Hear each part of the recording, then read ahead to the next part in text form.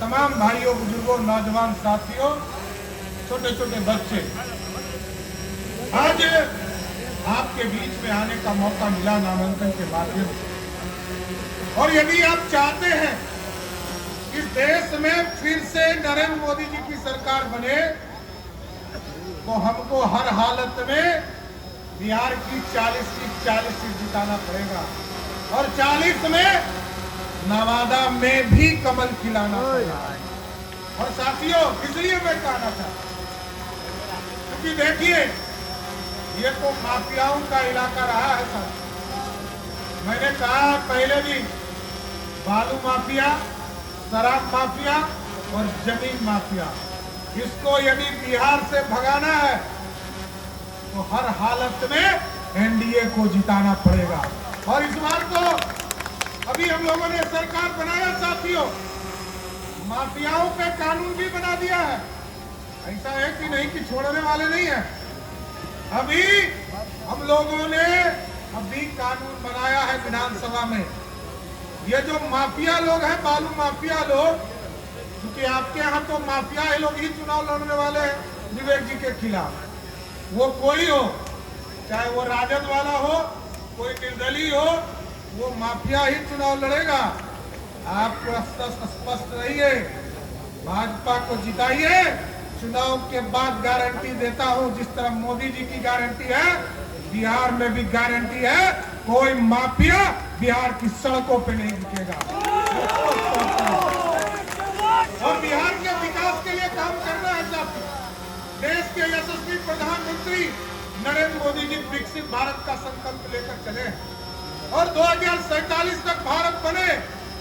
ये कोई प्रधानमंत्री कभी सोचा नहीं था साथियों, किसी प्रधानमंत्री ने कभी नहीं सोचा। आज देश के यशस्वी प्रधानमंत्री जी ने सोचा कि 2047 तक इस देश को दुनिया का सबसे बड़ा सुपर पावर बनाना।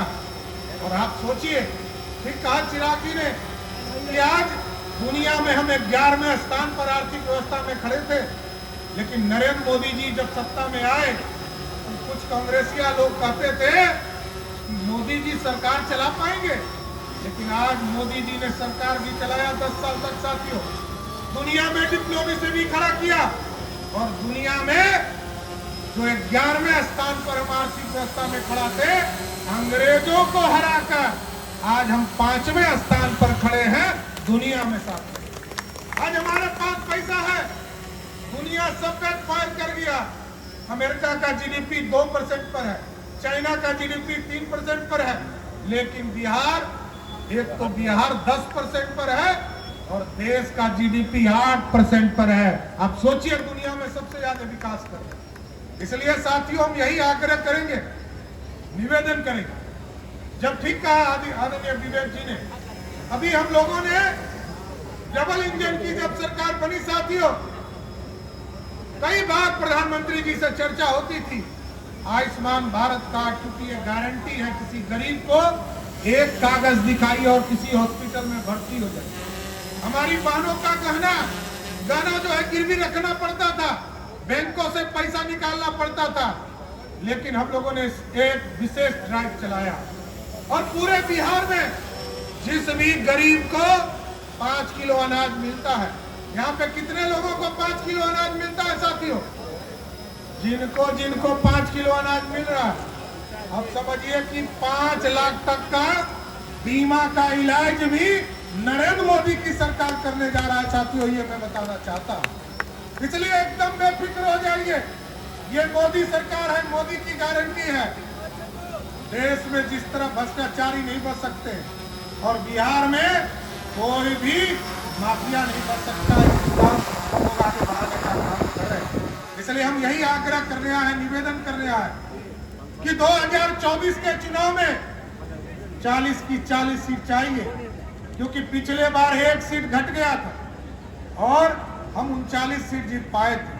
लेकिन नवादा का आशीर्वाद मिला तो हमको पूरा भरोसा है कि पिछले बार जिस तरह आप लाखों वोट से लोजपा के उम्मीदवार को जिताने का काम किए थे, इस बार एकदम संकल्प लीजिए, इस बार लाखों लाख वोट से फिर भाजपा के उम्मीदवार को जिताकर इस पूरे बिहार में 40 की 40 सीट जिताना।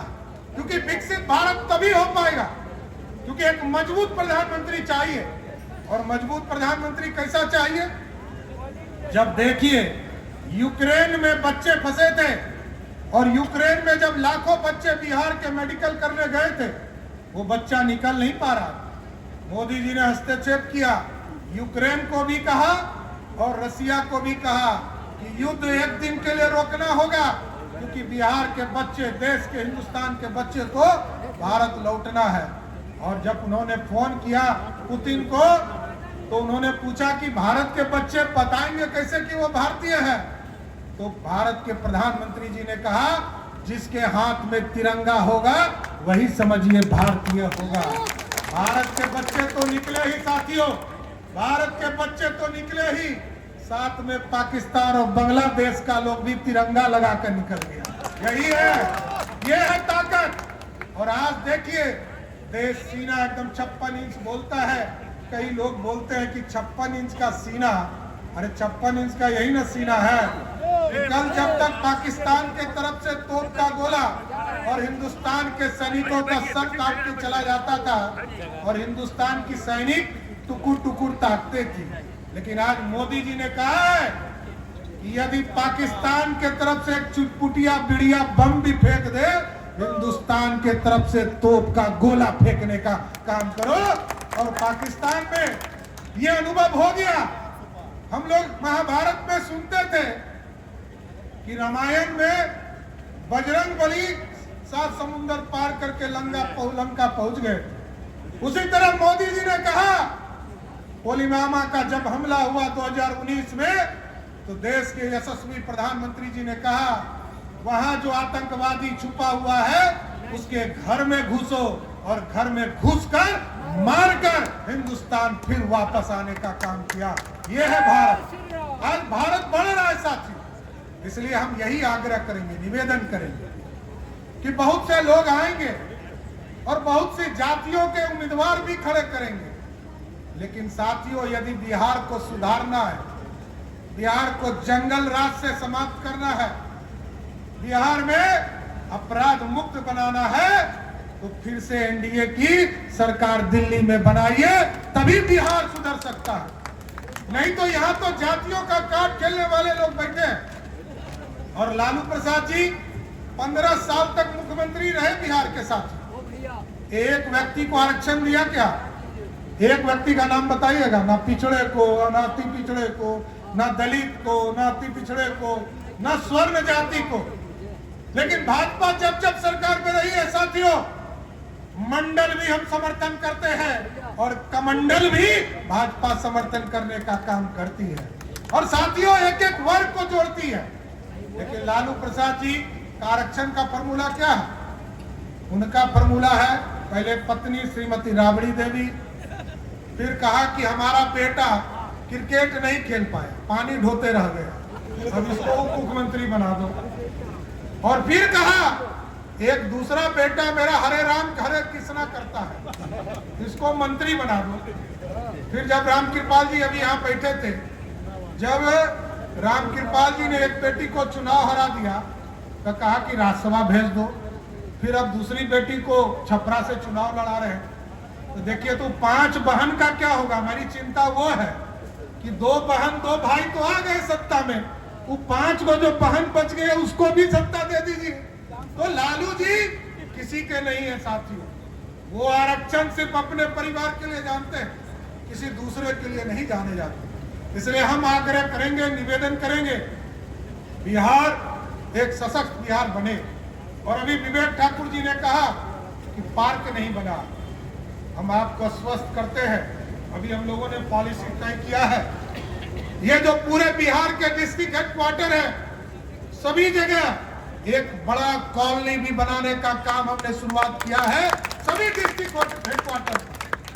डिस्ट्रिक्ट हेडक्वार्टर पर यह काम शुरू होंगे और माफियाओं पे भी कार्रवाई होगा, लेकिन डिस्ट्रिक्ट हेडक्वार्टर पे एक बड़ा कॉलोनी 1000 एकड़ का कॉलोनी बनाकर पूरे विकसित बिहार बनाने का काम किया जाए। इसलिए हम साथियों सभी लोगों से आग्रह करेंगे कि मोदी जी को अब की बार 40 पार करेगा ना बिहार से, और अब की बार 400 पार होगा कि नहीं होगा? हम आपके तरफ से बोलिए तो विवेक जी को माला पहनाए कि नहीं पहना?